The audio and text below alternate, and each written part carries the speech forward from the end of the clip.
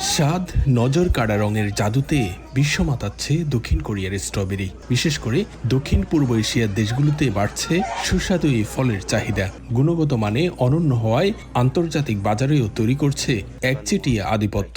দখল করে নিয়েছে প্রিমিয়াম ফলের বিশেষ স্থান।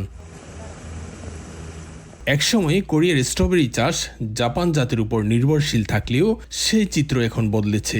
দেশীয় গবেষকদের দীর্ঘ প্রচেষ্টায় উদ্ভাবিত হয়েছে সোলহিয়াং, মেহিয়াং, খুমশিল এবং কিং স্ট্রবেরির মতো বেশ কয়েকটি উন্নত জাত। এই জাতগুলো এখন বিদেশেও ব্যাপক জনপ্রিয়।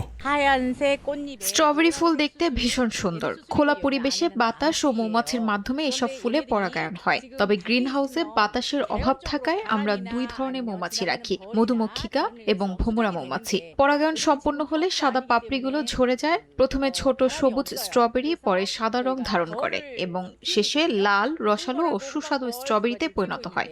꿀벌은 생존율이 좀 낮아요.